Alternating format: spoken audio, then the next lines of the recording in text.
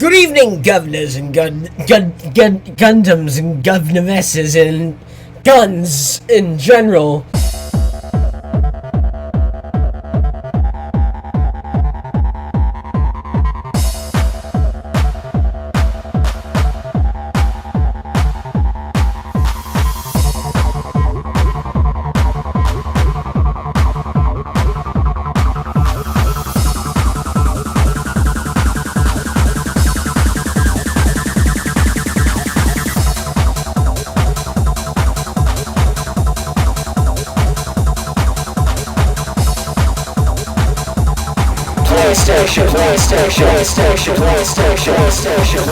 PlayStation. I am a man who has 368 PlayStation video games that I have taken interest in and added to a giant whale. Yes, I need psychiatric help. But as you can see from just this segment, there's a lot of PS1 games we have available. And I'll tell you what, in my opinion, the PlayStation was the first ever great game console. First ever game console with acceptable ratio of good games to shovelware. A truly revolutionary machine. I have a burning love for the original PlayStation. And the PlayStation 2 and 3. Kind of fell off at 4, but whatever. Let's get into it! One of the best consoles of all time. Let's spin this goddamn wheel!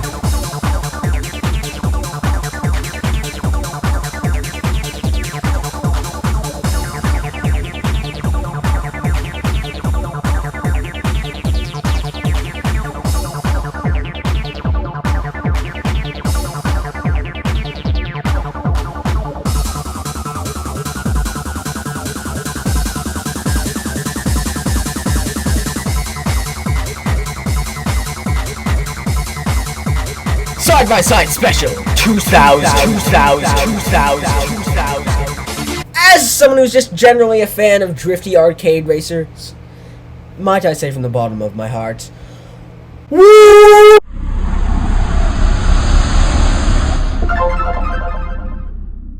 Hi, before we get into the rest of this video, I have an editor's note. For some reason, my Mac can't record audio from PlayStation games. This isn't a problem with any other games, nothing's changed, it just doesn't work. Now, there is only one way to get audio from PlayStation games, and that's to play them on this thing called Duckstation. The problem is I can't get Duckstation to run at a stable frame rate while also screen recording.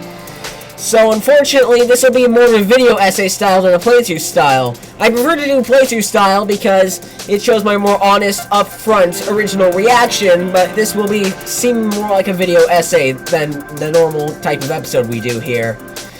Anyway, let's get into Side-by-Side Special 2000. Hopefully we are playing at last, Side-by-Side Special 2000! Well, as you can tell, thankfully I still have some form of reaction. Now, you might wonder why there's no audio, or original audio from the game. Once again, I can't record audio from this game, and I'm not about to steal it off of someone else's YouTube video. This is the intro to Side-by-Side Special 2000. It is what it is. It's low budget. The lighting is surprisingly good for a PS1. Lighting quality is surprisingly good for a PS1 intro movie, which is nice, but it's not very well stylized, so it's very well made, but it's also very boring, is what I'll say about it. And that is all I really can say about it.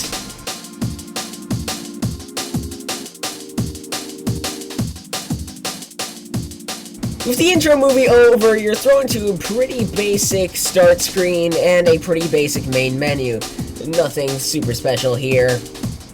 In your options, you have game level, which I assume is difficulty, your handling type, and vibration. You can even select the way your controller is mapped, adjust the audio levels, and there's even a save function and a load function. And because this game has a secret that you unlock if you win every single race, you can unlock special tracks and special cars. Unfortunately, I'm very bad at this game, so that never happened. Now, you have tracks from two games, Side-by-Side 1 and Side-by-Side 2. That's because Side-by-Side Special 2000 is a compilation of two arcade games, a compilation and a port. which I know, not because of research, I haven't done the research yet, we're still going into this blind, even into the editing phase, but I do know this because a guy called Sean Johnson did a pretty in-depth video where this was featured. Now, you have a fair selection of tracks. I believe you have like 8 or 9 tracks to choose from. Obviously, we're going to start from the original, and we have a lot, or not a lot, but some JDM cars to choose from. Now, something to know is that, first of all, you can't change the color of your car, which sucks. But what sucks even more is the model qualities are inconsistent. You have some really good-looking models, like that Subaru Impreza, and this thing, which I'm not going to try to pronounce. Then, if you scroll far enough, you have Skyline, which is like, okay. That's still good. But then you have, eventually, models like the Truno, the Celica. Very inconsistent model quality. The cars, they look okay, especially considering this game is only 80 megabytes, which is insanely small for a PS1 game, by the way. But there is actually a strategy to which car you choose, because each car behaves and handles differently, as I discovered after playing this game for a couple hours. I decided to start off my journey in the Toyota Celica. Now, how about a little bit of a live reaction here? Also, since this experience sucks without in-game audio, I spent hours in iMovie using stock sound effects to recreate the game's audio. So thank me, you ungrateful bastard! Always selected X as exit.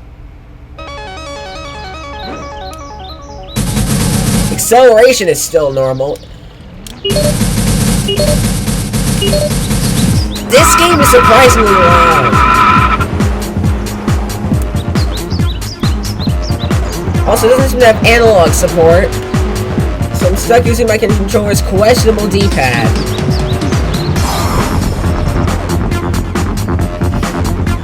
This is nice, so far.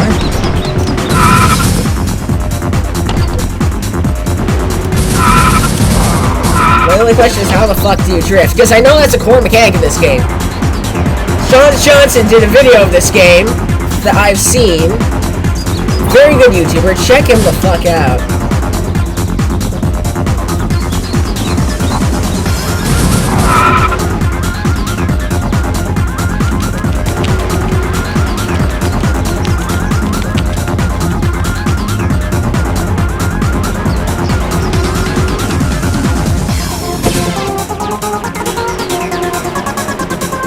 Alright, things are going pretty well, all things considered. We're having a jolly good time here. I hope this actually gets recorded, because this shit is nice.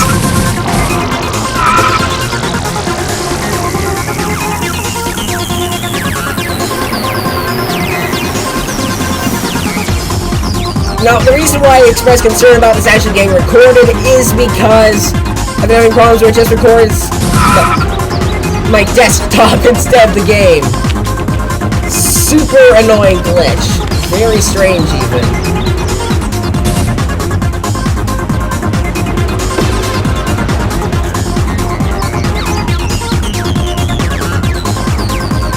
On the final lap, I think I can do this.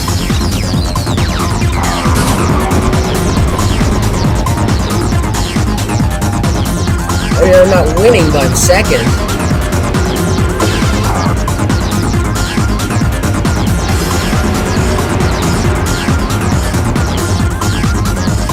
There's first place, I can catch up to him. Come on, Toyota Celica.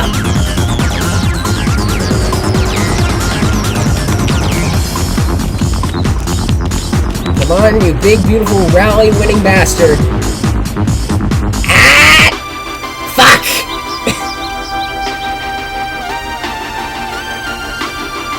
Ah, well, second place. I've heard this game is hard. It's probably gonna get harder. After you complete a race, the game has you enter your name or your initials, really. And I opted for WL3, obviously.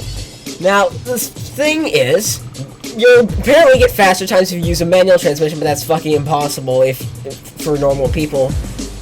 And, yeah, so it turns out screaming fuck at the end of that race was appropriate.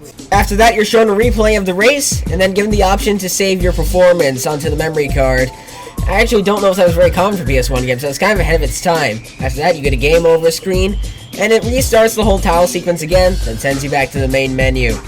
Next up, I took on the summer circuit in the Honda CRX. Now, this is where things started to show how complicated this game was truly going to get. This circuit, as you can see right here, I'm going to zoom in on it, has a very awkward series of chicanes that kind of breaks your flow, which would be fine otherwise, but not only is it a series of chicanes, it's a series of chicanes on a surface change. This is the first track where you have a proper-ass change of surfaces, and the surface change is to dirt. Your car is still handled pretty decently on dirt, which surprises me because some games really don't do that, but the small loss of traction, plus the sudden chicanes that are much sharper than anything you experienced in spring, make this a bit of a difficult track to get around compared to the last one. Well, to be fair, the last one was the beginner track. It was a bit of whiplash having to go around that one corner. Even so, in the end, I still managed to maintain second place, meaning I may not be the best, but I am consistent. I can't speak, as you can tell! The next track, Autumn, which I will once again be reconstructing audio for, because this track has a pretty interesting feature that you might not have expected. I'll be taking on Autumn in the Honda Civic, the early 90s generation specifically.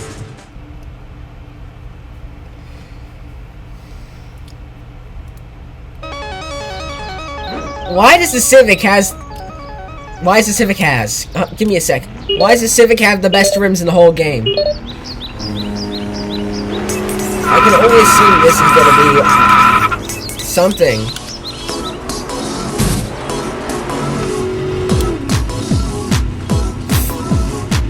This view. Okay, let's not use this view. This game was not built for that view.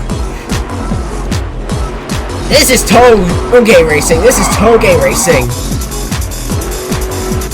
This is what this is, Toge racing. Because holy shit, this is tight.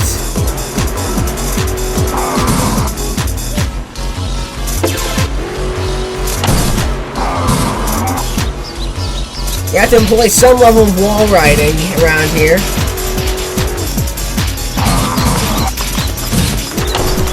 Okay. I can't get into the drift fast enough. You brake while drifting! I'm an idiot! I mean, you already knew that I was an idiot, but now you have more confirmation than you had previously.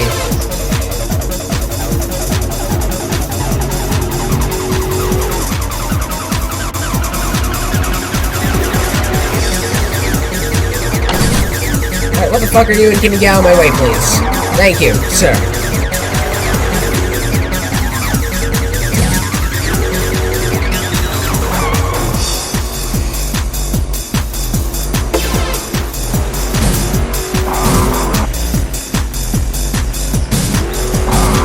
I'm getting better at the game, I'll tell you that.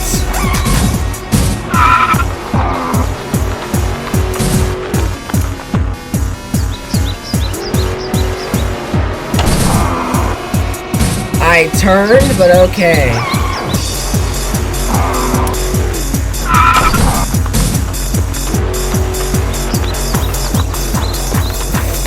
Oh boy.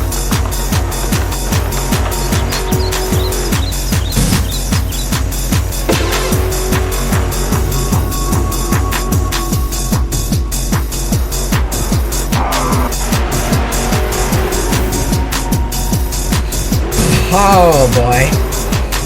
I love the sense of speed through this really tight part. It just makes it feel so rapid and dangerous.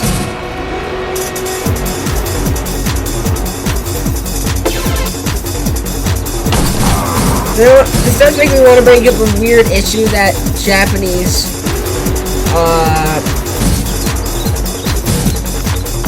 games seem to struggle with a little bit, and that is weird draw distance issues. They're just like not having... having no foreground on one side of the track. I noticed this in, what's it called? Option Tuning Car Battle Type R as well.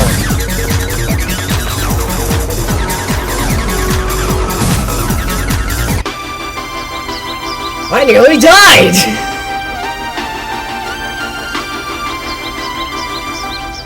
The next track is Winter. Should go well, right? It's one of my favorite seasons after all, right up there with Autumn. In real life, not in the game, but you get the idea.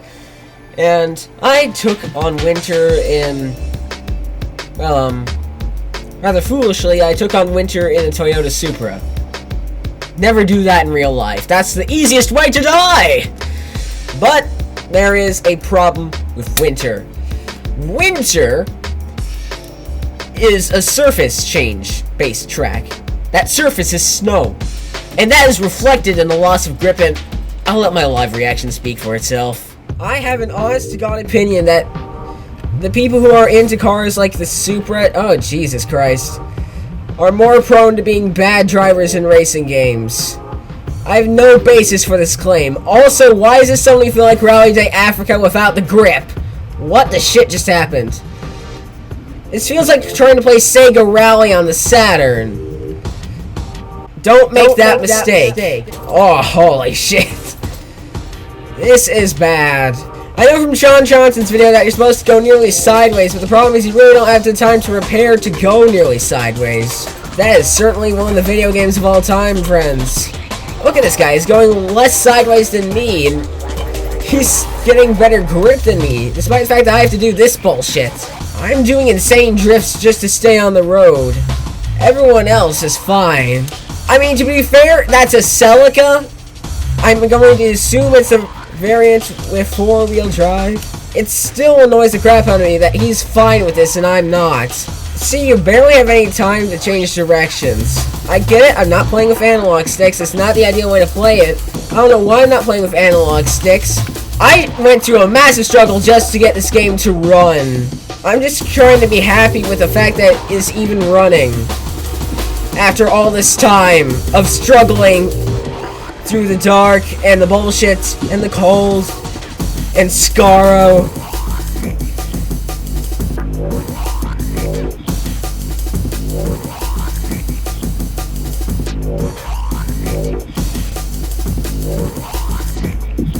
Oh my god!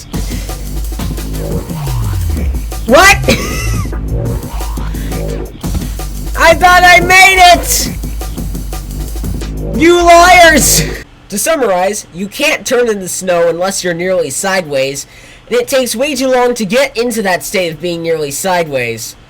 But that pales in comparison to what you're about to witness now, with the special stage.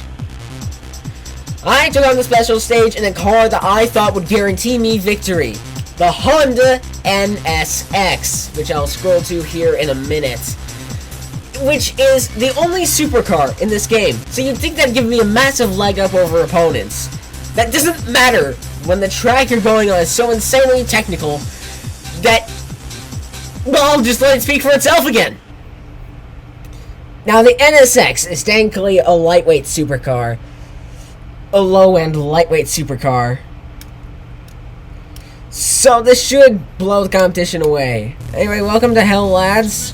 They put you through the snow stage so you forget how tarmac feels. Then you go on to what is arguably the hardest tarmac track in the game. It's really devious of them. They did not design this game very well. I love these more toge segments, but wow, this game is unideal, to say the least. It's charming, but it's not ideal. I'm just kind of tandeming with this other confused NSX.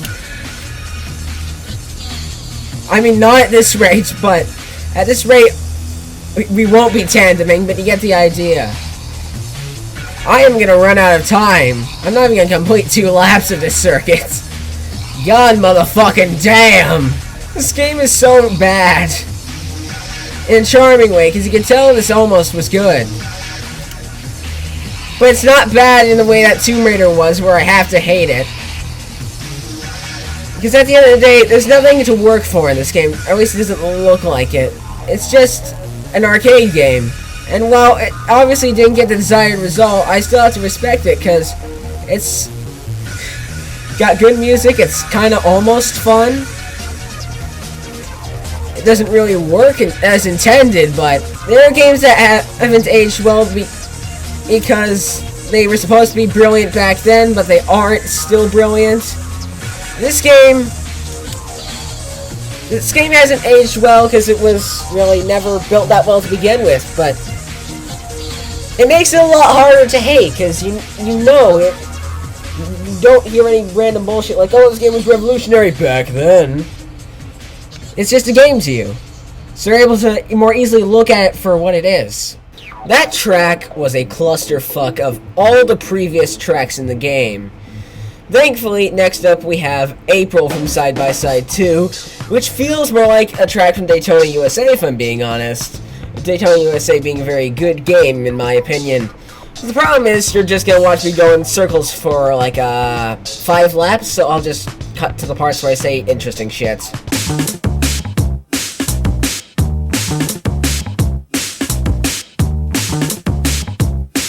You know what this reminds me of, this track? Daytona USA. It's kind of almost got the Daytona USA handling, in a sense, as well. Obviously, this game is still somewhat bad, but when the tracks are more designed around this handling model, it honestly works so well. Like, tracks like this, if they just up the difficulty of the AI, that'd be a good goddamn game. And I get the entire point with Side by Side, like Side by Side drifting. I mean, I still gotta like it better than Tomb Raider on the Saturn, and what was the last Saturn game we played? I forget! Mega Man 8, because, unlike those, there are parts of this game where everything just clicks together, like this race and this track, and some of the less complex tracks where you can more easily navigate the circuits. I used to drive an RX-7. So maybe it's not like a super bad game, or even like that bad of a game. It's a badly designed game. Sure, your X-rays came in, you have no votes. But even with that in mind, you cannot really hate it for it. Because, like I said, you just don't come into this game with any expectations whatsoever. You don't expect it to be great or horrible. You just expect it to be a game, and that is what you get. You get a game. And it's admittedly not bad when everything works together correctly. I don't know how to look behind me, but that's irrelevant. Actually, that's a weird quirk of a lot of PS1 racing games. You just can't look fucking behind you. I kind of think that's an overall flaw with the entire generation. It's super weird. I actually won a goddamn race! I may have beaten the race, but fuck! Foiled again! Next up we had the track March. Now from this point on I just stuck with the RX-7 because I had pretty much already seen all the cars in the game that I wanted to. And this track I'm just gonna mostly skip over. It wasn't very memorable except for the part where I for a second thought I was in Africa for whatever reason because I am a dumb fuck. Oh my god, there's pit traps, there's ditches and pit traps. Wait, are we in Africa? I think we're probably still in Japan. The reason I said, are we in Africa, is I swear I saw a giraffe on the side of the road. No one's going to believe me, but I will swear it until my death. As expected, due to my lack of intelligence, I was effortlessly surpassed by... Anyway, next up was October, which I believe I'm legally required to give you an audio reconstruction for. Because this is the track where I started to figure out this game's movement, the movement of this game, the schmoovin' movement, the movin' schmoovement, and I figured it out in the RX-7, to be precise.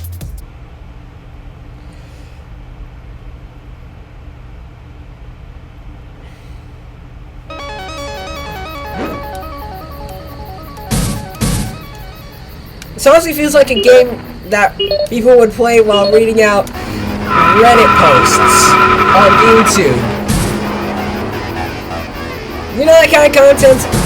I used to kind of dabble in it while I was doing other shit.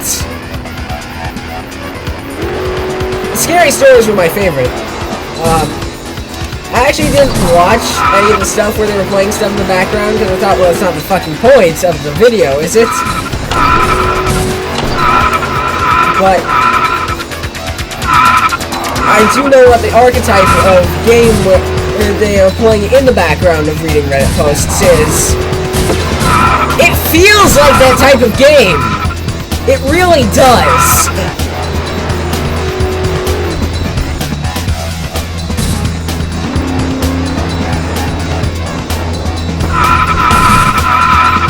That's a hard corner.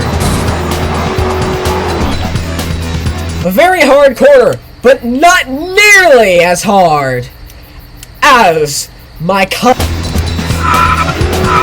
Am I going to leave that joke in the video? Oh, performance issues. My old arch nemesis, I didn't expect to see them here. I thought I'd escape them after a long, hard-fought battle against my old arch nemesis. No, it's performance issues. I guess that's the point of an arch nemesis. You don't simply get rid of it.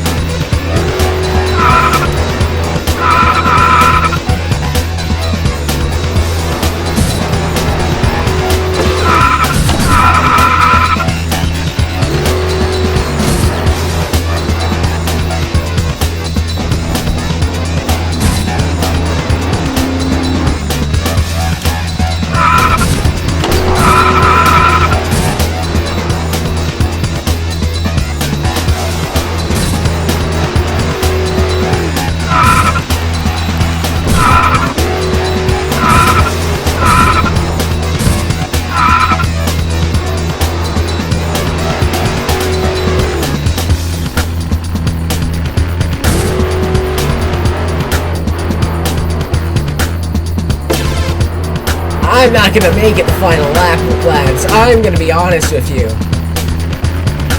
I'm gonna run out of time again. This does not bode well for the final challenge of Side-by-Side Special 2. Oh, that was smooth moving.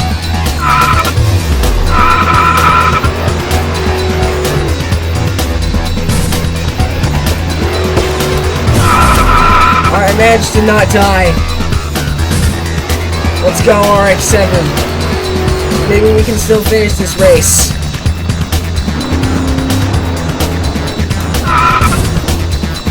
There's a little bit of schmoove, there's a little bit of schmoove moving!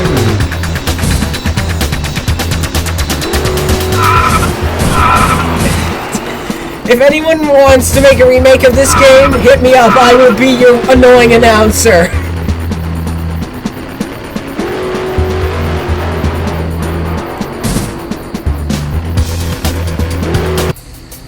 Fuck. I had the schmovement, but I still lost. Well, slap my ass and call me a blade of grass. Because my favorite Pokemon is not Nosepass. Next up seemingly was the endgame track for Side-by-Side 2, July. Now let me tell you, July is a major improvement over Special from the first game. And let me show you why.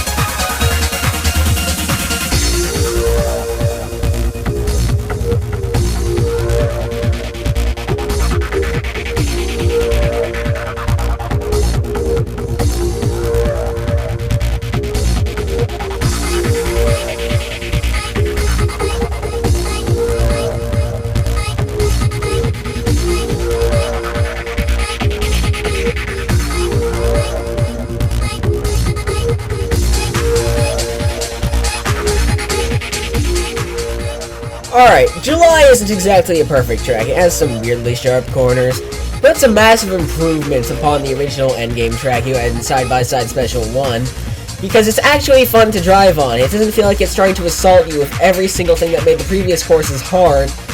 It's just trying to be a very fun technical track. And obviously I did still screw up a few places here and there. I omitted those parts from the montage. But I genuinely think this is a very well-designed track for when you really learn the game's controls and have figured out what car you prefer. In my case, the RX-7, or occasionally, what was the other car I really liked from this fucking game? I tell you what, I forget, so I'm not going to talk about that. Anyway, I just think this really wraps up the experience of Side by Side Special 2000 very nicely. It's a very good way to end off the game and end on a pretty high note, even though I didn't really even complete the circuit because I ran out of time. It's nice, you know? It's well done, it's well made, I like it. So I guess we better talk about the game's graphics and music. Wait a minute. Yep, this game still has one more track to fuck around in, and that is 10 p.m. or midnight. Whatever the fuck, I don't get why they did that either. Which is a more traditional point-to-point style toge race. And, it's just a rehash of, what the fuck was it called, October, with pretty much the same assets, just a different route. It's okay, I wasn't particularly a big fan of it. I think it had some awkward issues. There's, including graphically, some of the trees were just randomly poking out, but, yeah, still pretty much nothing else to talk about in this game. So, now that I've addressed the elephant in the room that is 10 p.m., or as they try to call it, midnight, let's actually get into the graphics and sound. Now, in my opinion, the graphical quality can kind of depend on what track you're talking about, since different tracks use the assets more effectively than others. So, this is one of those interesting PS1 games that fits on a 100 megabyte CD, and the game's only 80 megabytes or so. So it's insanely small, and considering it's working with that little amount of data, it does look very good, especially the skyboxes are a particular point that impressed me, because they're not the highest quality things in the world, but they do look very good with how they're compressed and everything. They look very lush and such. And the exhaust booms, the big backfires look very good. And everything looks pretty decent there in that department. Now the car models are the car models, I feel like. It's really hard to have a good opinion on the car models, partially because I feel as though the car models are a bit inconsistent in terms of their quality. But other than that, this game looks pretty solid for what it is. I cannot really complain too much, even though there's not a lot going on screen, and some of it's, like, out of place. For instance, I'll show you, like, the trees I was talking about earlier. This game is graphically very well executed. Sound, unfortunately, is a bit hard to judge, because one of the major ways I judge sound quality when reviewing games is by reviewing the footage I recorded. The problem is, with PlayStation games, I literally cannot get sound from the recordings, an issue unique to PlayStation games.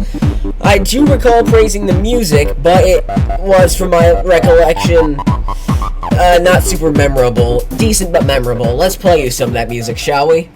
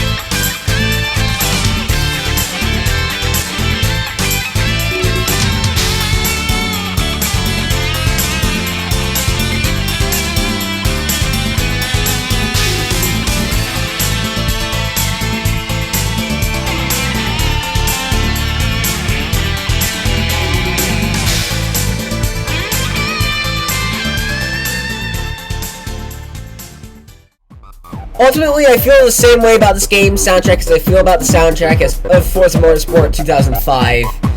It's got some decent parts. Some parts of the rock music are absolutely heroic, but a lot of it just kind of leaves me bored, even though it's well produced and well done, and the audio quality is pretty good. It's decent. It serves its purpose, but it's not something I'd listen to outside of the game. It's just not that incredible for me to really want to put that in my library. Anyway, let's talk about one last thing. The only thing left to talk about in this game.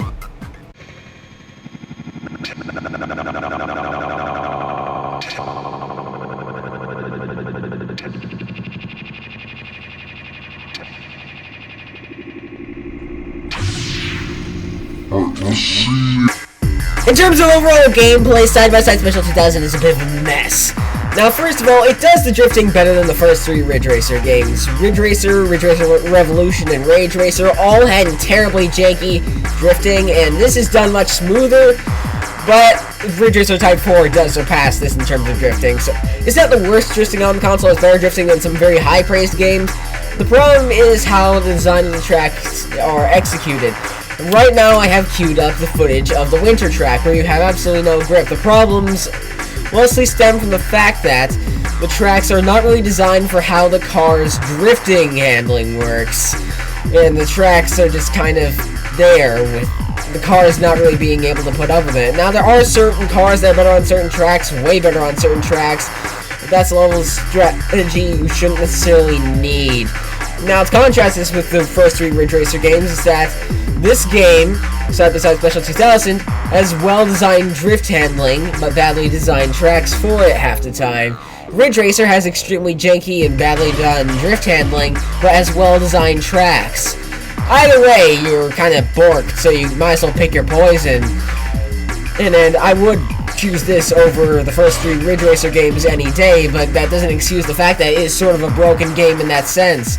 On top of that, is that some cars just behave ridiculously in a way that doesn't really work, and there's really no gameplay loop. Other than completing that stupid secret challenge where you win every track, there's not anything to do once you've completed all the tracks. I guess you could come back to it and do arcade racing for fun. It's kind of the point, it's poor of an arcade racer. But it's very basic, so what you talk about in terms of gameplay, it just kind of is. Not that that's a bad thing, but whatever. Now, the final and most important part. I think this is a cheesy arcade racer that has not stood the test of time remotely. And honestly, that's kind of why I love it.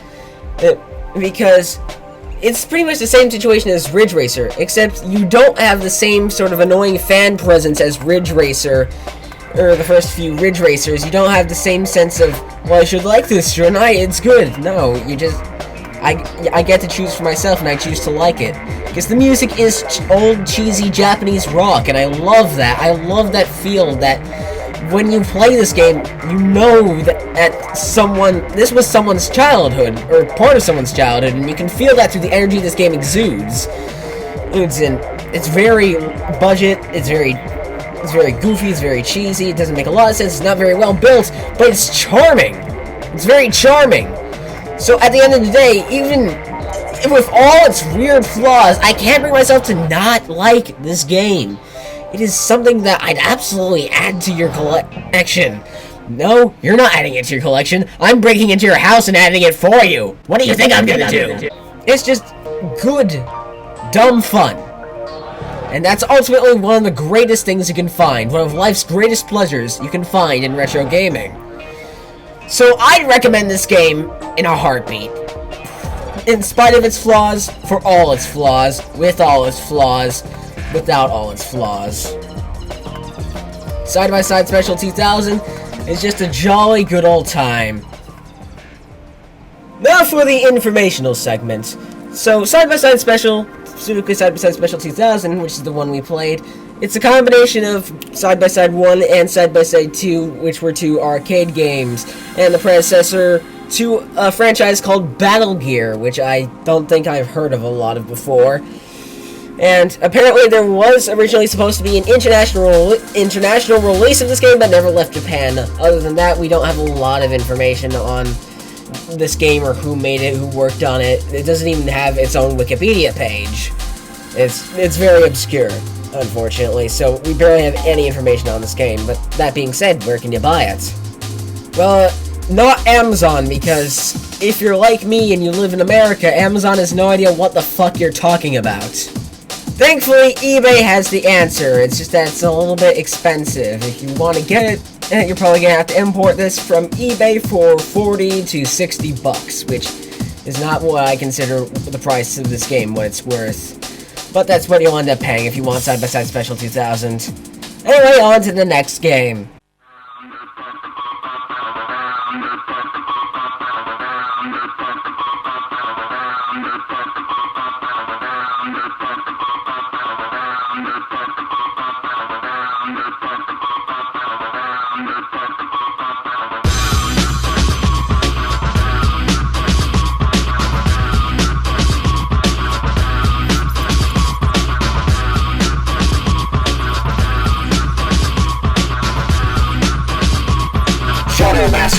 Shadow Master.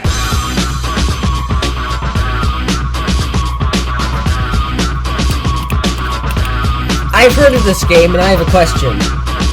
Does this game actually exist? Like seriously, legitimately. Does this game really exist? I'm not sure. Sure. The shore is a shore.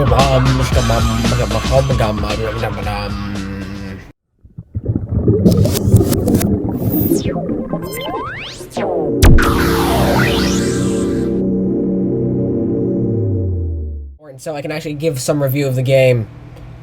Psygnosis! Alright! Psygnosis is a good publisher. I'm a bit on the fence about Dolby Surround on the original PlayStation, though.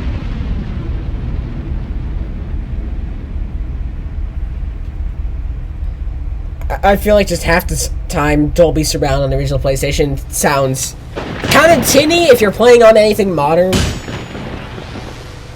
The fuck is this studio? For 1,000 years, the war had raged. Out on the rim of the galaxy, and in the dark vastness beyond, two mighty alien civilizations locked in eternal conflict. The neighboring races watched and wondered upon the reasons for this struggle. But there was to be no answer given, and those who passed too close were themselves consumed in the fires of battle. This is foreboding, and I wish it was in higher resolution. In our peaceful world, we lived safe and content, blissfully ignorant of the horror awaiting us.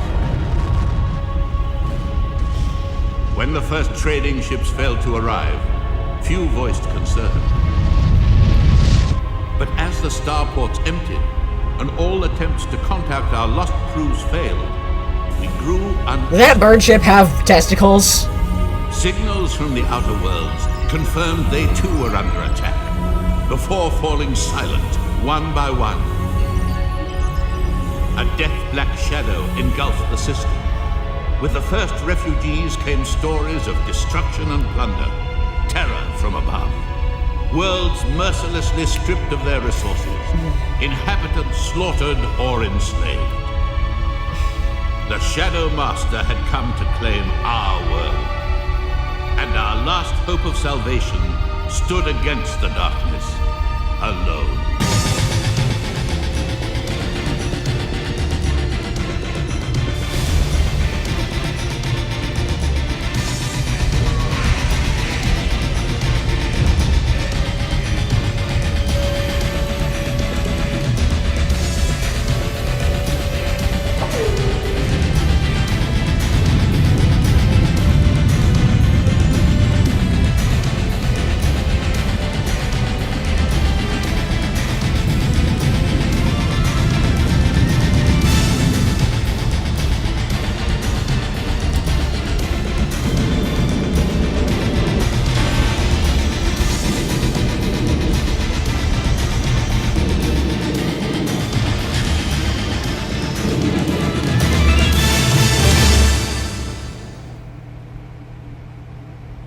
Upon launching the game, you have two options. Play or go to options.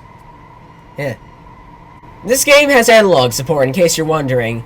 But your only options are to change the volume levels, adjust your controller a little bit, and to save. Also, obviously, change the orientation of your screen, which I found out the hard way. But other than that, there's not much you can do. You can't even really reconfigure your controller that much, which is kind of disappointing. When you start the game, you're met with this small CGI cutscene, and then it gives you a pre-recorded mission briefing without text or subtitles. So I will be back in a minute once I've gotten that audio off of YouTube or somewhere, so I can inject it here so you know what the fuck I'm talking about.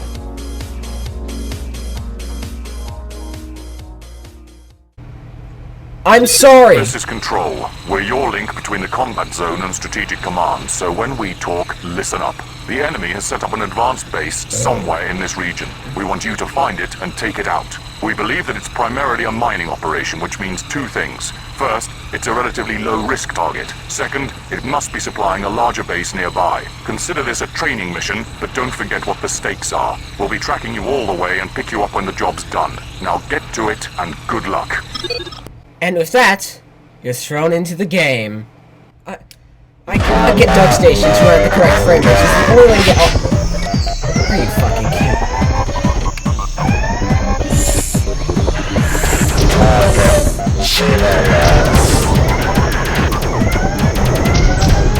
Oh boy. The animations are well done.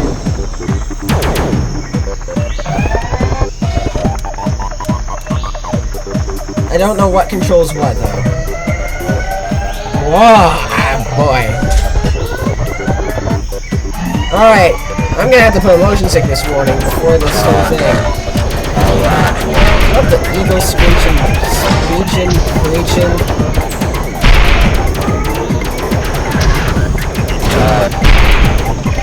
Die, you cretins, and give me your diamonds!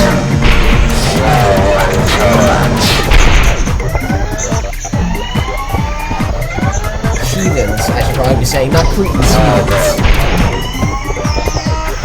What is with the random eagle screeches? Is that part of the music?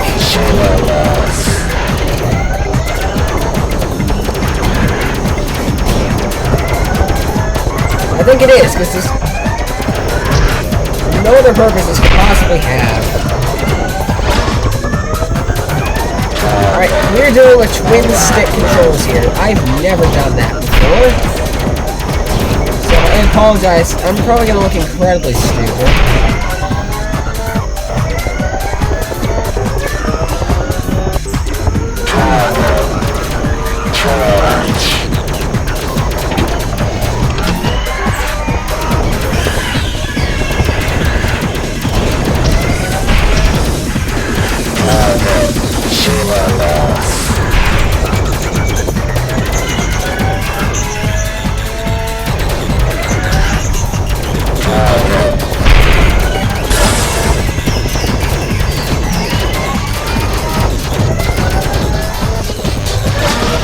No, that's a power-up. That wasn't a problem, that was a power-up.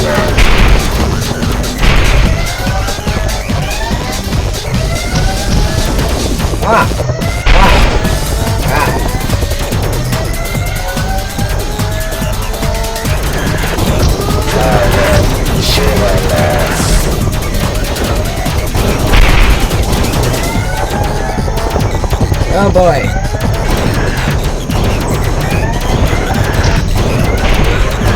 I assure you, this is riveting first-person shooter gameplay. I just can't do construction work, is all.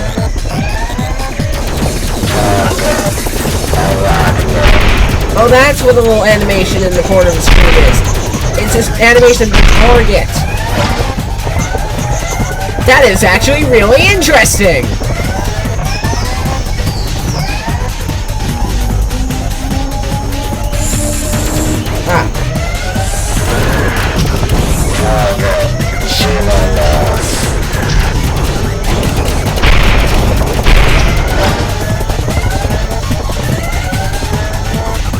This game is so weird.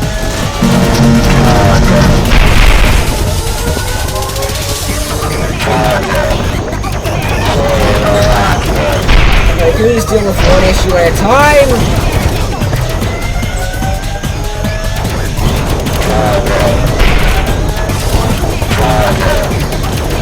I don't like spiders. Speaking of which, why don't you fuck off, now that you know that information? Ow! Ow! Ah!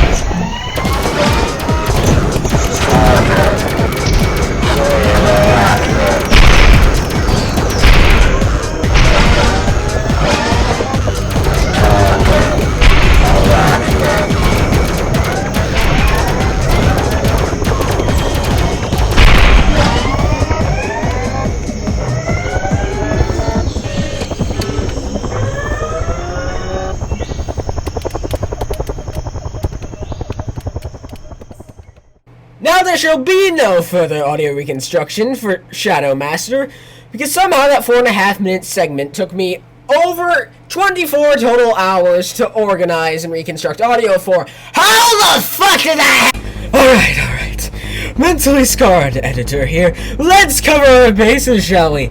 Shadow Master is a first-person shooter that allows you to use twin sticks very ahead of its time, but not quite in a way you'd expect. It feels a bit janky, and the strafing and everything's done all wrong if you've ever played a modern shooter. So yeah, and it takes place on the premise of you're not really actually just a normal foot soldier, you're driving a vehicle. And for the most part, it plays pretty decently, except for dodging attacks. Dodging attacks is just painful to do, and really hard to do. On top of that, it's really hard to heal. Technically, the diamond pickups and whatever the bullhorn things are heal you, but they don't heal you enough to compensate for the most of the damage you take. You take a ton of damage in this game, and pretty easily. Your enemies have spot-on aim, which is pretty impressive for this old AI, but it's also a problem, because a lot of the times they have a hard time missing, even with these slower moving weapons. And that annoys the crap out of you, because these enemies can drain your health really quickly if they hit you in quick succession, which means healing is an absolute priority.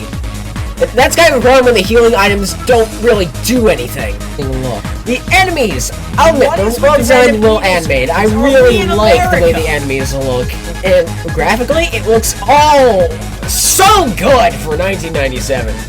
And particle effects, lovely, almost as good as N-Gen Racing, which would probably be like one of my top picks for particle effects on the original PlayStation. And other than that, the graphics, just like, this is the first-person shooter, and it looks fantastic. But let's actually get into the meat of this review.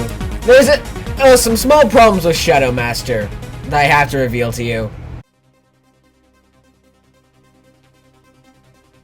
Now, despite this game having all the ingredients for a great game, great graphics, I think great sound, pretty great gameplay, even if it's a bit janky, obviously it's from 1997, there is something that keeps this game from being truly great. Level design. The level design in this game is complete fucking bullshit! And let me tell you why. There are pointless paths that don't need to exist, that you never even need to come upon. You can completely skip them. And you probably should, because they're just more enemies that you can fight. And fighting them serves almost no purpose. You don't actually accomplish anything by doing this. Now, don't get me wrong, I don't have a problem with alternate paths, but there's no reward for going down this path. It doesn't lead anywhere. It's literally a dead end, and you have to backtrack all the way and just fight more enemies. And you can fight the boss earlier by going down this path. You'll still have to fight more enemies this way, and there's no real reward for doing that, which is especially problematic considering, as I said, this game has a problem with being stingy about health pickups. And then, not only that, there are really stupid puzzles that you have no way of figuring out. This is a general complaint I have about a lot of old games, specifically from the NES and SNES era. It'll just have bullshit puzzles that are impossible to get through if you don't have some sort of internet guide. This game has none. You have to cram through an entire playthrough by some long play YouTuber to try and figure out how to beat the game. And then you get spoilers, which is just not ideal. The problem is there's no other way to figure out these puzzles because they are the most vague shit ever. Now, I sort of can understand why these puzzles might have still been an N64 game of the time, because the N64 had more limited memory, so there wasn't really much place for really better designed puzzles. But in a PlayStation game, it's absolutely disappointing and absolutely disgusting to see puzzles of this caliber, because as I said, they just don't make sense and don't really tell you what the puzzle's supposed to be about. They just throw you in there and hope you kind of solve it. With all these weird challenges, you might be wondering, is it even realistically possible to beat this game? That's a great question, actually. The only long play I could find of this game on YouTube was my World of Longplays, which is obviously your standard long play channel. And the problem is that they seem to be able to bash in enemies a lot more easily than I ever did in this game. Why is that? Is it because I actually knew how to play the game? No, we pretty much had the same play style. The enemies just blew up faster, which was ridiculous. And I don't know how that happens, or happened. They just simply had better guns, I guess. Now, admittedly, your guns do get upgraded as you move around the map. You'll pick up pickups and all that nonsense. But here's the thing. Here is an enemy that appears in the very first level of the game. Very unfair. Look at it. Within this room, this little area of the game, you have these elemental ice bug things connected to this weird crystal drill things. Okay, maybe that might be elemental crystal things. And quite obviously, I started out by shooting the crystal and then started shooting the ice bugs. As you can see, they're heavily shielded, so I quickly realized it might not be viable. So, with my video game knowledge, I went and realized, after I realized I couldn't retreat, that maybe it was time to shoot down the crystal. Maybe that crystal was powering them. And so I did. Okay, now I shot at them. And, you might be noticing that shit isn't working for me, even though I'm using the full-ass big blasters.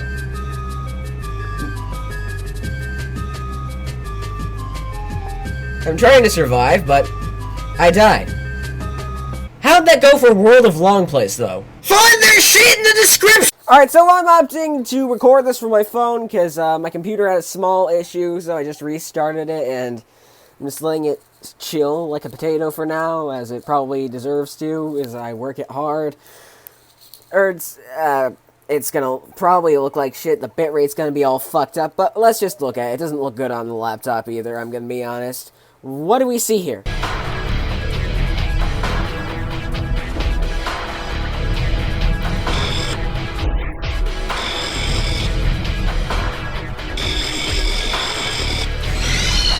And there they are, they've spawned.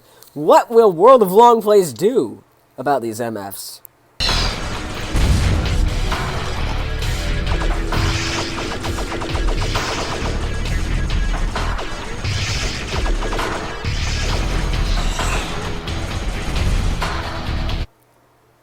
Now hang on, excuse me for 1 second. Excuse me for 1 second. What? There's a very clear and utterly nonsensical difference between the damage me and World of Longplays took. They just did not get damage at all. Well, as you just saw, my truck thing got destroyed in fucking seconds. What the fuck? I don't know what's going on here. World of Longplays never really showed their settings. I mean, not that it matters. It's just a long play. It's not really meant to be anything serious or anything. But that's weird. But anyway, we better talk about the graphics and sound before someone assassinates me for not talking about that more in depth. Shadow Master looks absolutely incredible for a PlayStation 1 game from 1997. The models are really damn good. The environments look nice. They look really nice. And the particle effects, I love the particle effects in this game. They are very well done. They look great. Everything is just super good about how this game looks. It's genuinely one of the best looking PlayStation games I've seen, especially considering that it's a first-person shooter from the year 1997. A fully 3D first-person shooter, might I add. A lot of first-person shooters around this time were still more Doom-oriented. And it was only about here at this point they were evolving out of it, and considering this was like an engine that was coming out of this weird transitionary time when first-person shooters were going from 2D sprites to 3D models, It looks very, very good. Everything is done up very nicely. The lighting is great too. Everything is just, mwah. This game looks perfect. I have no complaints about the graphics. It is absolutely graphically impeccable. The sound of this game is pretty decent. It serves its job well, but it's a bit, it can get a bit repetitive and annoying. The creatures, your enemies, all make these stupid shrieking sounds. Even the fucking turrets! Even the turrets make goofy shrieking sounds. Which is a bit awkward and annoying, but that'd be fine, except there's only one enemy that doesn't make a weird, gargly, screeching sound, and that is a flying bird-like enemy. You can hear that bird-like enemy even when you're nowhere fucking near it, when it's not even on the screen, when it's far off and some far away land is thousands of miles away from you. So to just here, God, it's just like, I mean, the music, I'm gonna be honest, I don't care for really the music, it's not great either. So the sound design is okay, it serves its job, it's well done enough, but I don't really like it personally, just from a subjective standpoint. It's a bit goofy and a bit awkward half the time. But let's play you some of that music, because I feel like you're gonna want to hear some of this shit.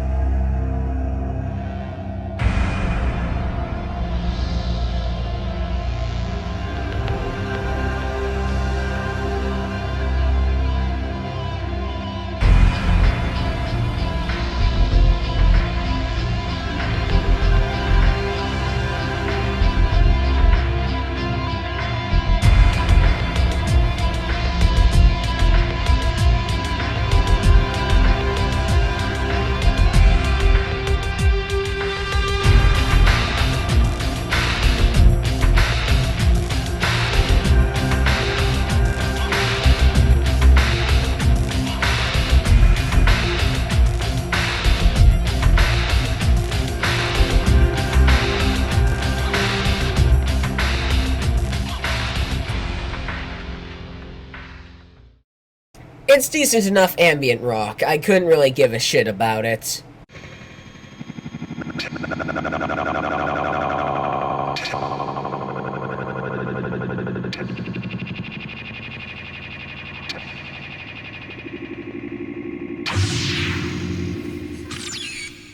Your tank moves very smoothly, which is very nice. There's no input lag, there's no delay, everything is very quick and responsive, but the problem is the controls are laid out weirdly, so no matter whether using your twin stick setup or your digital D-pad setup, you're still going to be a little bit awkward, a little bit disoriented.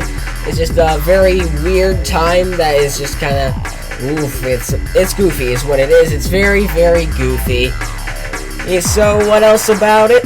Well, as I said, it's hard to dodge even slow-moving projectiles, which is a massive problem. And stingy about health pickups, already covered that. Your health gets drained too quickly, another big problem. The game design is absolutely all over the place. It's actually pretty bad, the game design, actually. It's not great. The levels are bad, they don't flow very well, and overall everything just feels kind of like a slog. Sorry. The shooting, it's not satisfying, but it's also not annoying. Everything's fine about that. Ultimately, I just feel like it's not super impressive on the gameplay department. I couldn't care too much about it. I acknowledge that was one of the first twin-stick first-person shooters.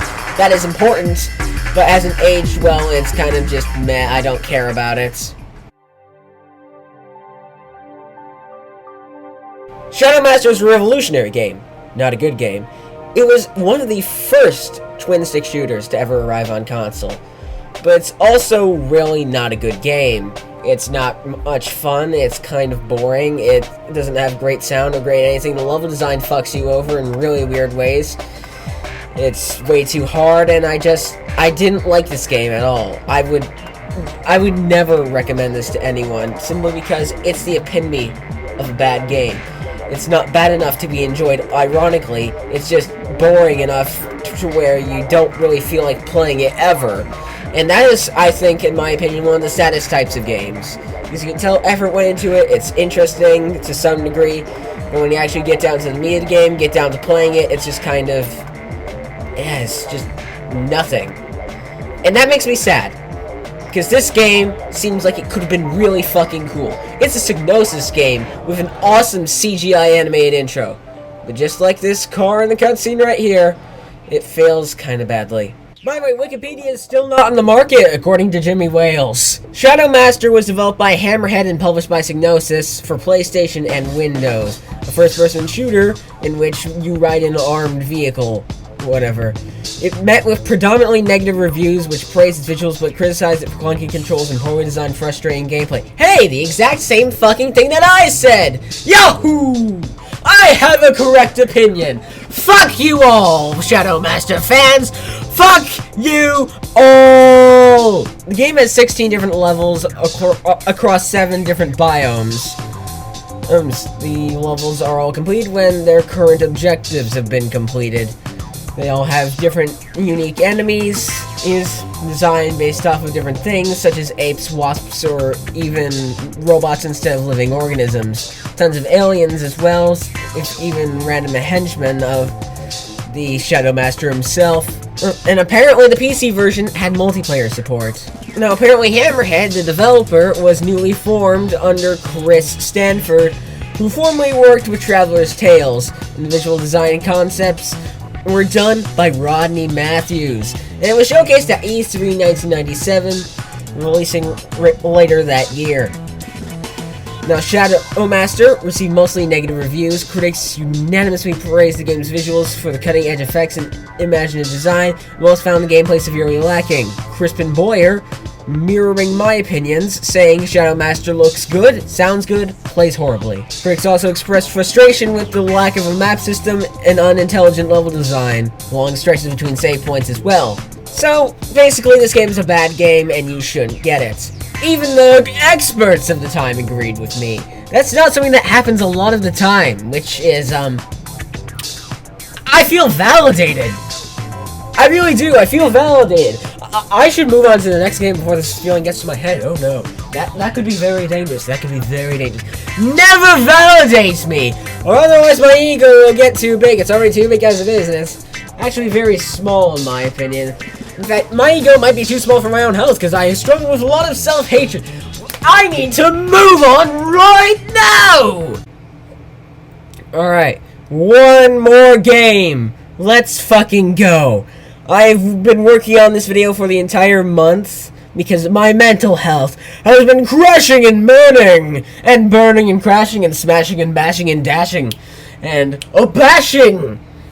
Isn't that smashing? Let's go.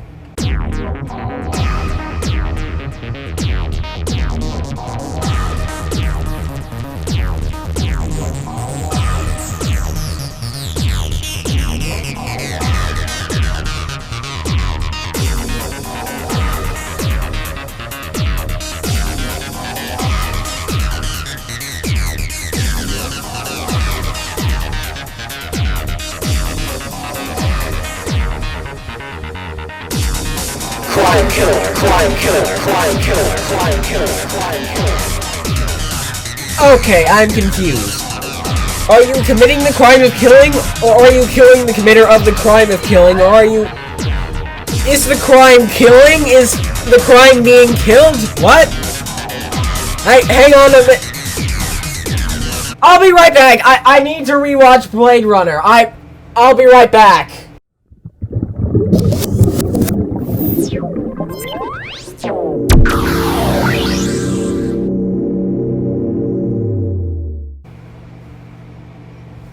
There was a bug in my bathroom, and I'm afraid it may have crawled up into my pants. I don't feel anything, which is probably a good sign, but you know. Magic.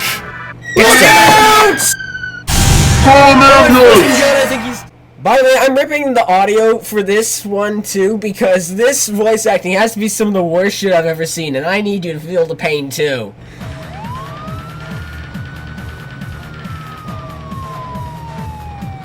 Why does that car look so fucking stupid?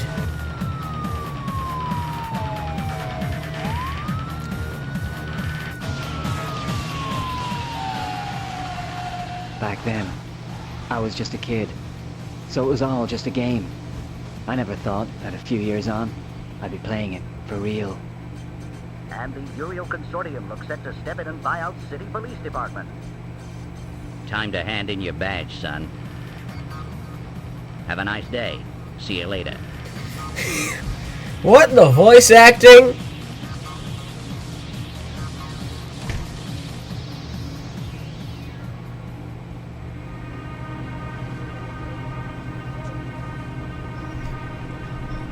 Why does this remind me of Motorhead and G-Police?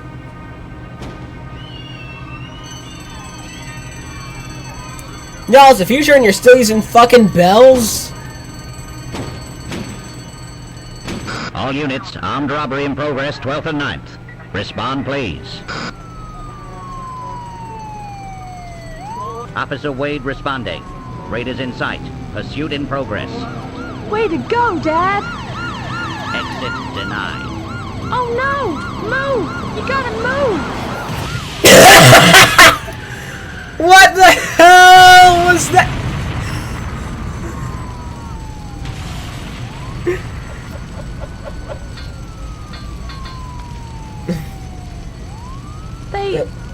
They killed him. This voice acting my should God. step on a landmine. They killed him. This is like egregiously bad. I know it's the original PlayStation, they didn't have great voice acting, but holy fuck!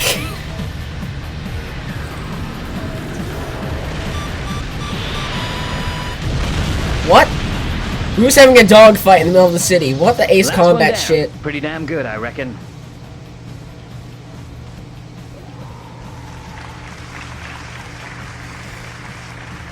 Why are we being applauded? Looks like I'm Officer 88 from now on. Way to go, my man! Give me 10! Dad would have been proud of this. The scene is the near future. Mutant bacteria have eaten all fossil fuels, and photoelectric silicon power has taken their place. Crime runs rampant as the streets claim new weapons, but then the Uriel Consortium steps in, buying the city police department, equipping it to match the criminals. But are Uriel's motives really as honorable as they seem? 88, inbound on Route 3. Awaiting briefing.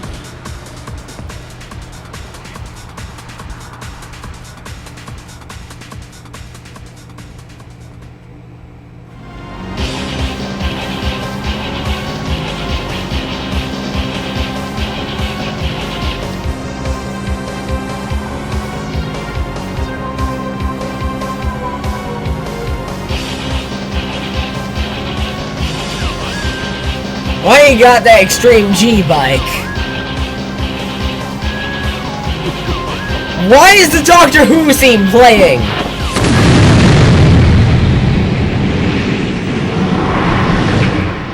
That explosion clearly represents the BBC realizing that they have stolen the Doctor Who theme and therefore coming to copyright strike this of this video game. Welcome to Crime Killer, a game that seems to be about killing crime in cars. Think maybe Twisted Metal or Vigilante 8 like maybe? Who knows? Let's look at the options. Now, for your options, you can fuck with your controllers, your audio, listen to some music, and move the screen around. Well, what concerns me is I saw neither memory card icon or option in the main menu or the options. Which means, judging by enter password, this game uses a password system instead of memory cards. This game, I think, came out in 1998, so that is a huge red flag and a big problem. So, yeah, extremely weird stuff. Anyway, when you start the game, you get this really cool cutscene where I apparently ranted about corn. Apartment more likely, actually. Clearly, we must enforce the usage of corn in this city. People are addicted to corn, selling out their Xboxes for corn out on the streets. It's trying to feed their addiction to the stock. We gotta stop this corn addiction. This is not just a war on drugs anymore, this is a war on corn. I am so fucking sorry, I have no idea why I said any of that, but here's a mission briefing. 88, this is the Chief. Welcome to the CPD. Now let's see what you're made of. Patrol the districts and stand for reports. Act only on orders from dispatch. I've got no time for heroes. The world may have gone to hell since Petrol Bug escaped, but we're still the law. What's Petrol Bug? Or is it who? Who is Petrol Bug? Is Petrol Bug a person?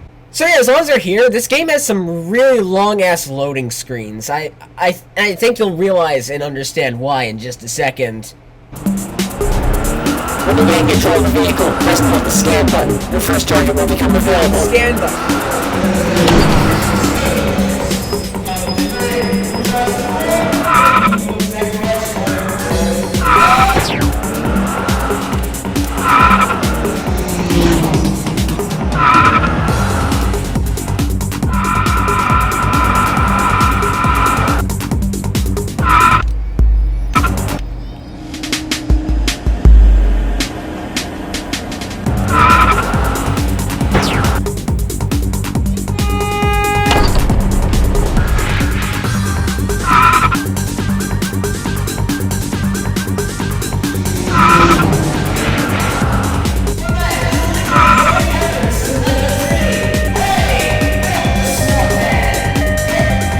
Alright, Ricky, first target's on your nav card. You just throw your weapon to eliminate them.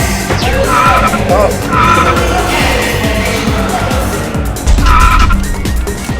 Alright, you're chasing them, alright? You gotta use the thrower. It's Twisted Metal, but way too twitchy. I get it. Not bad with the aim, eh? Intercept your next GasCom target. This vehicle's gonna be a little faster.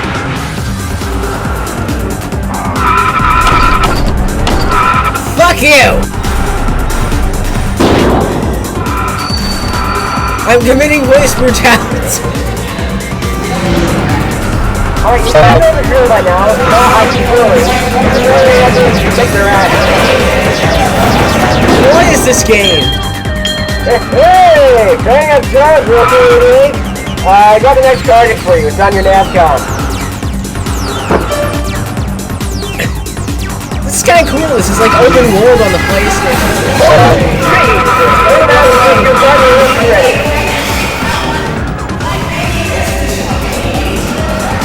Stop flipping the car like an old hot wheel game and take down the truck.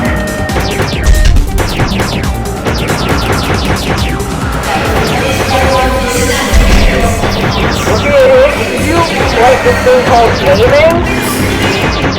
Oh, whoa.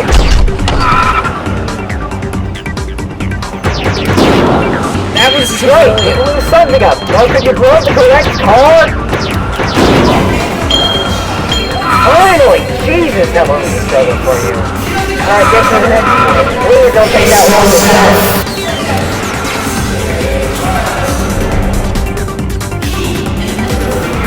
Oh, shit.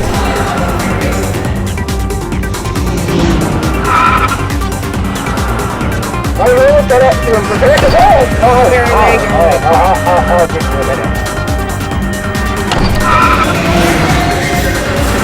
can't I keep my goddamn sirens on? Good lord, Nikki! Stop crashing into people! Oh my god! Damn it. No. You're a moron, 88! You're a moron! You will only drive one direction in this city, and that is the wrong direction.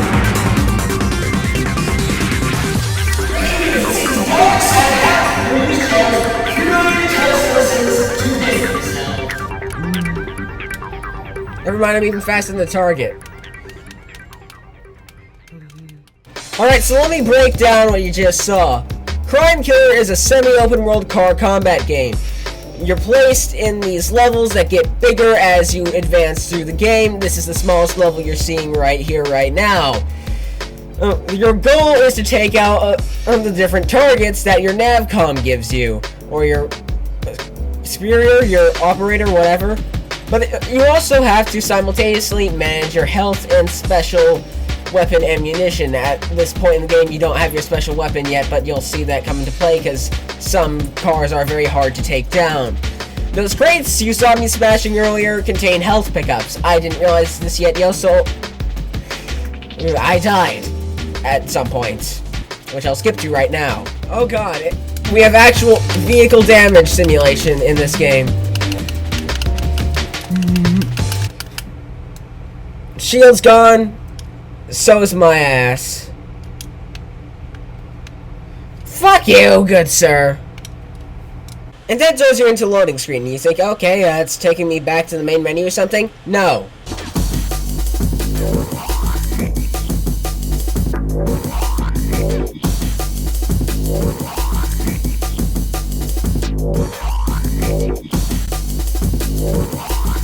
It goes through an over 10-20 second loading screen just to show you a single pre-rendered animation of your car exploding and give you a single menu option. Then you're thrown into another loading screen depending on what your selection was. Alright, so I tried to do this again. This time, I had a strategy of trying to avoid getting hit by enemy weapons as much as possible, which did help me, but I ended up still having the same fate. And by the way, I still have no idea what the scanner button is. I tried holding down all the buttons on the PlayStation controller, just nothing fucking happened. Don't know what's with that. While I still didn't know how to heal, I lasted a lot longer on critical health this time around. I had resorted to blowing up civilians to try and not get damaged by ramming into them. Which, by the way, I discovered that you actually don't take damage for ramming into civilian cars, which is just, that's a fact, I guess. Still died, though.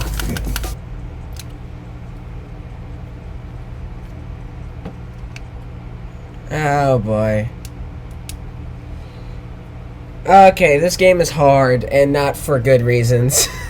I still wasn't ready to give up on Crime Killer yet, though, so I made one last-ditch attempt to beat the first level. And did it go well? It went... wow!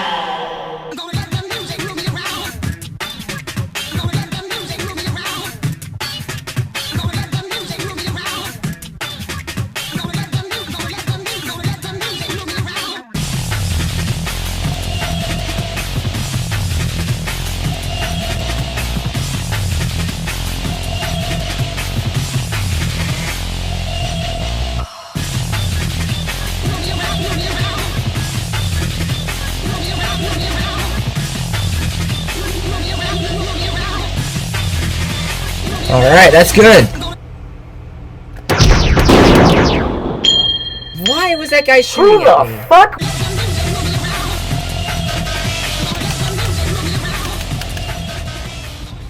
Excellent job, Rookie 88. I'll see you tomorrow in the next sector. We're supposed to get the new mic. Well done, 88. Mission complete. Over and out. This is an encrypted frequency. Who the fuck are you? And why are you talking?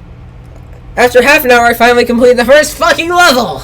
I do know how to play the game now, though, kinda. Not really. For completing a level, you get to see this pretty cool, pretty well-made CGI sequence. It looks great. Everything's very good about this. I love the way it's presented. but it's the same sequence for every level completed, unfortunately. Which is just a shame, because the CGI is really good. They did a great job with this, especially considering this is a PS1 game that came out in 1998. At the end of your mission, you'll get a little summary of what you did, and you get a password for the level that you completed, I guess. Yep, those aren't cheat codes. I'm pretty sure those are how you get to different levels, which is insane and kind of bad, but okay. Sure, you think you're pretty good, huh? What should I do against the creeps who shoot back? Your password has been enabled. Remember it. I don't care what the media says, you're a cop idiot. Not a Uriel assassin. Chief out. Is that the same voice I used last time or not? Also, what the fuck am I supposed to do? People in the city can't drive. So does it give me a different location, or what? Safe to say, the next level made me realize this game was much bigger than I thought it would be, and also much cooler. So each level is an entirely different space that you can drive around in, and they seem to usually get bigger in some way. Any taller, smaller, whatever, who cares? The point is, these are all unique environments that you can drive around in your old police car, and I think that's kind of cool. For this level, you get a new weapon called the Pacifier. Instead of destroying other cars like the laser does, it instead shuts them down and makes them stop by blowing up their internal electronics. I guess it's technically less violent. Send in the spy hunter car for the guy who's speeding. Switzerland Simulator 2049. I swear I'll make this make sense in just a moment, if you let me. We've got an illegal parker. Send in the spy hunter car. This game is hilarious.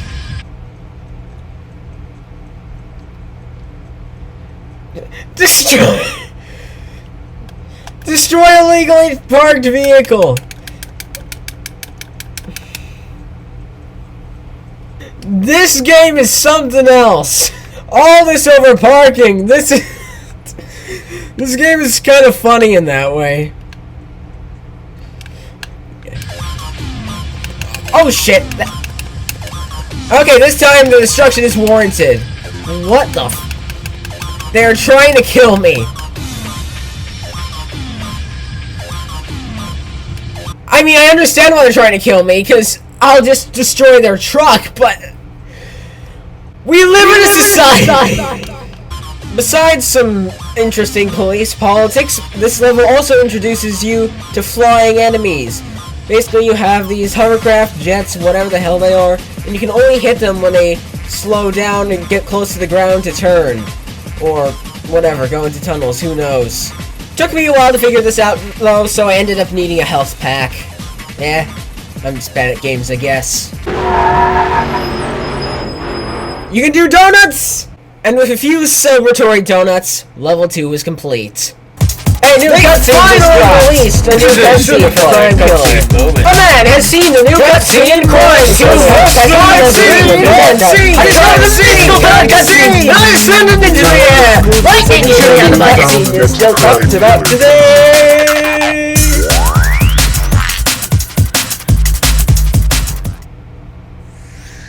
Don't get cocky, idiot! Here we got me! I keep you on the hidden patrol for another month! We need all the answers we can get at this mode!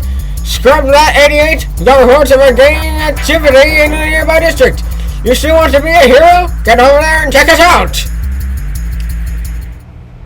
I'm getting mixed signals from the chief at this point. This is the third level, which is the last one I could get to for today, so you'll have to be content with this last bit of footage.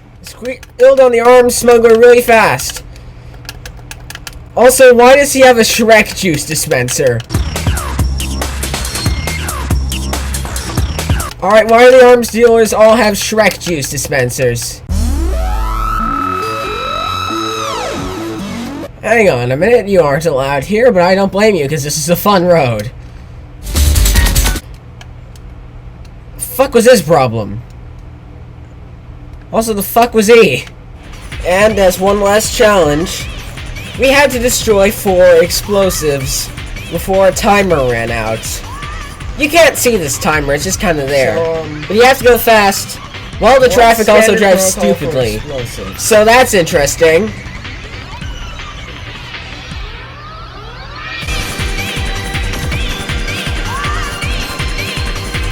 What the fucking twisted metal boss?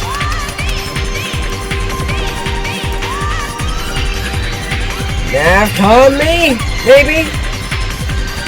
You know? Oh, I'm the guy who kills the crime? Oh yeah, I forgot, there's other stuff you do before the explosives apparently become an issue, which is, why? I think you should worry about the explosives first. Why don't they show you those? I don't get that game design decision.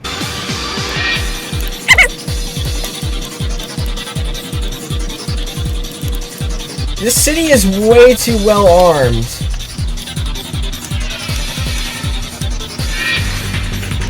Cool, I'm making my way down to the security station to pick up some health.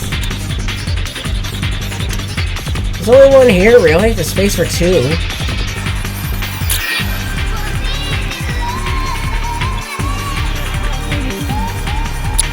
I am the one that kills crime. Or rather, we are the ones that kill crime. But the unfortunate fact of life is that sometimes crime can also kill us. Rest in peace, Officer 45! Can you please do your fucking job instead of sitting around? I'm trying to give an obituary! Fuck you!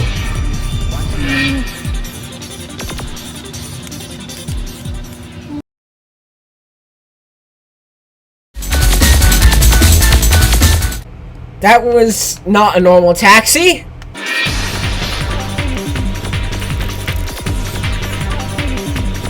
Oh shit. Fuck you. I thought I finally made a smooth move in this game.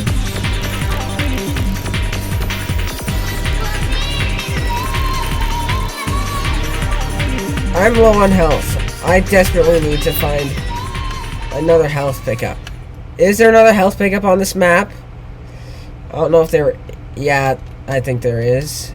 As you can see here, the map clearly shows that there's an alleyway, but all I can see is a brick wall. Well, it turns out this little location is important in some way for this level. Oh boy, and a rag driver that's probably gonna shoot at me. These dudes shoot and drive like their lives depend on me not giving them a ticket.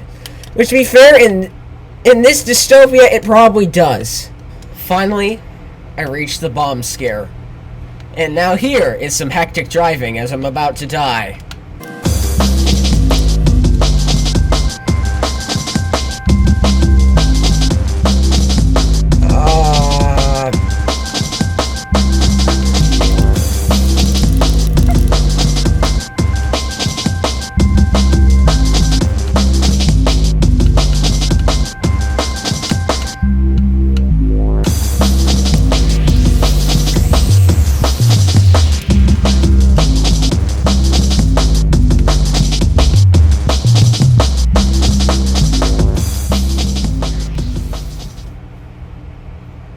All I'm saying is you should have put more health packs in.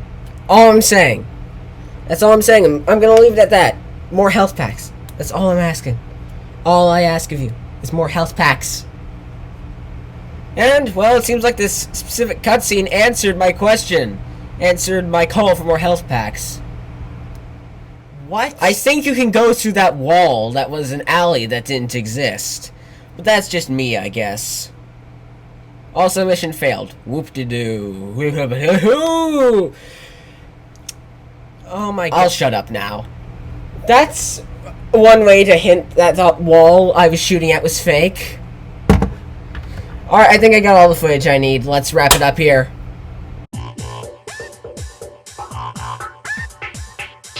Crime Killer looks fantastic, especially considering it's a semi-open world game with a ton of shit going on and a ton of great particle effects. Once again, rivaling engine racing in quality. This game looks good, and it runs at a great frame rate for a PS1 game. I mean, while also being semi-open world, I mean, it's like Christmas. It's like, well, it is like Christmas. It's almost Christmas, but it's like being a kid in a candy store. It is a graphic smorgasbord of great things, and does that say... I have no idea what that says.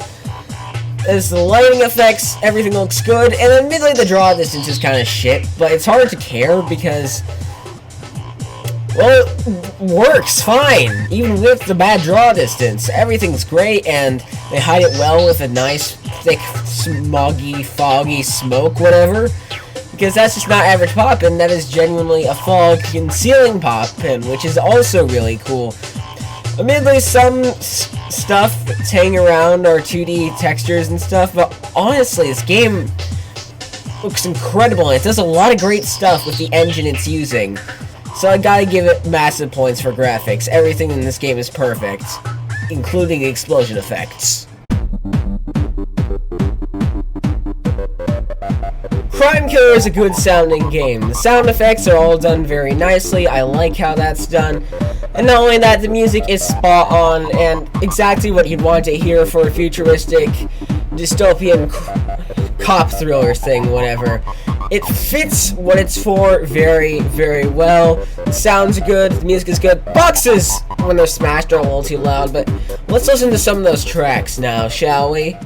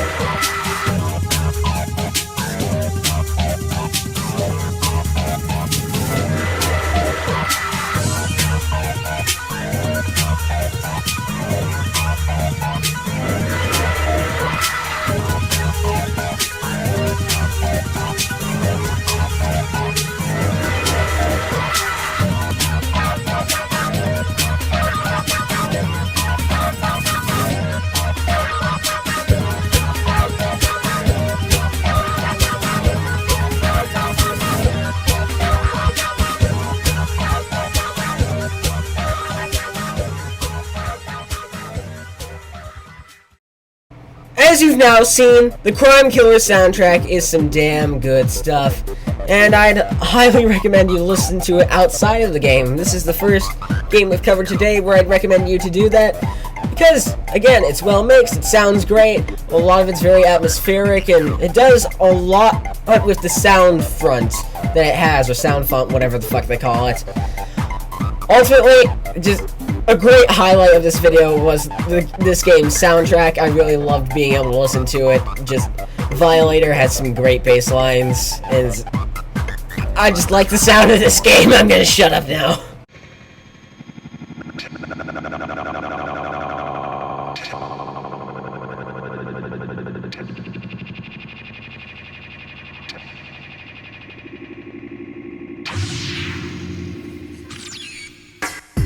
When you start the game, Crime Killer throws you into a semi-open world. You're given targets on your navcom, and your goal is to either stop them from driving or stop them from continually breathing. I wonder if I get demonetized for saying living, but who knows. Anyway, first of all, 60 FPS semi-open world, very impressive. But the gameplay loop, it doesn't change over the course of the game. It's pretty much the same, except your targets and objectives get harder. Occasionally you do have bomb scares, like the one that killed me. But other than that, there isn't really anything else going on. Again, it's just the same gameplay loop of go there, destroy that, pacify that, whatever. But despite that, I think it works pretty well. It's like, you're not expected to just do these levels all in one sitting, I don't think. I think that's a mistake a lot of people make. And keep in mind, that's pretty much the same as Need for Speed Underground 2's gameplay loop in terms of how grating and boring it gets if you play it for too long in one sitting. That's fine, in my opinion, because Need for Speed Underground 2 is very fun, so I think I can qualify this as very fun as well.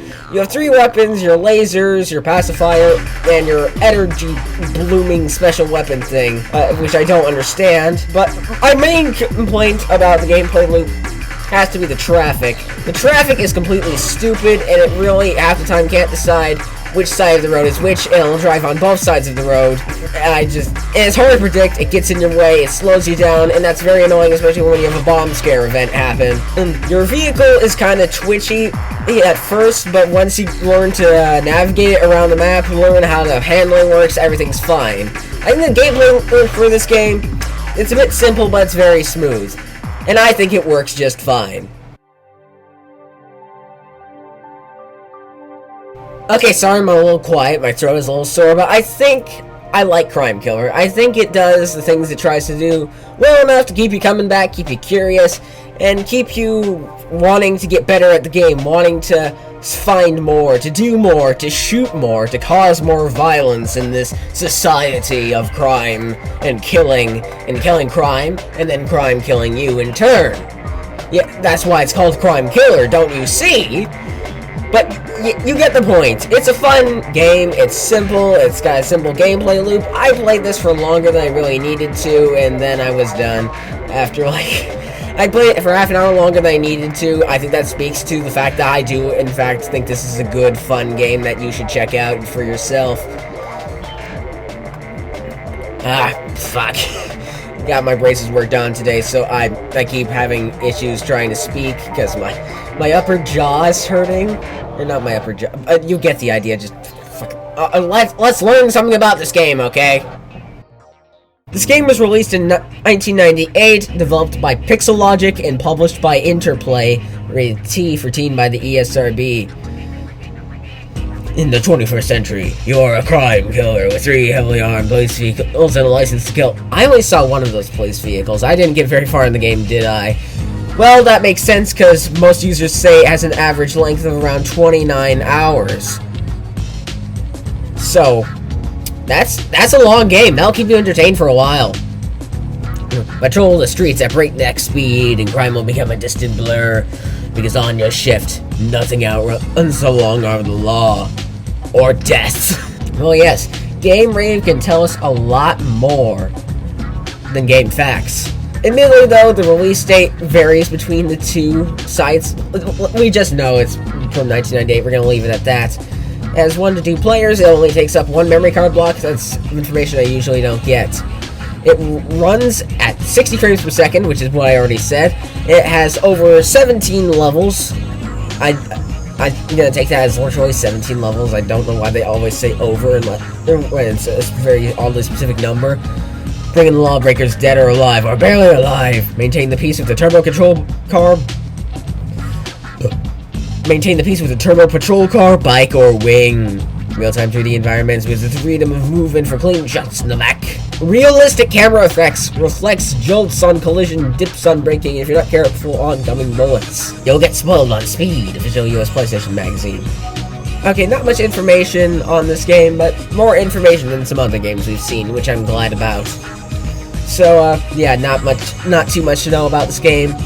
So, what we're gonna probably have to do as a community is band together and make it so Wikipedia feels motivated to actually make a page about this game by making this game go into the spotlight a little more than it already is now. And I'd be happy to see that, because this game just is pretty fun.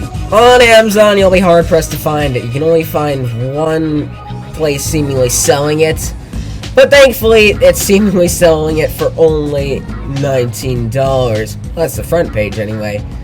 Other places you can get for $9 to $40. Holy crap.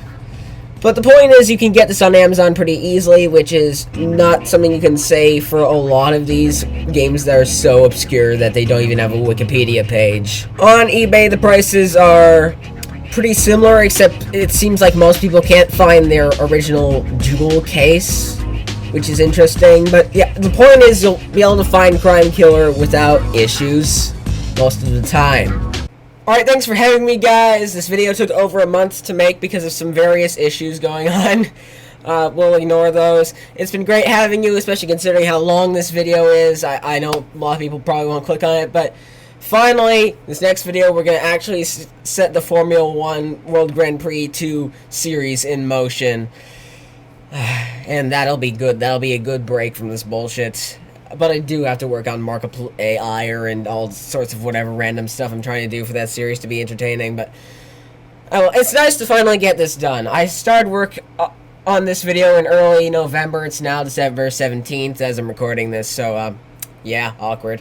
Anyway, thanks for tuning in. Thanks for watching. I'll see you in the next video. This is Willie Last City saying goodbye.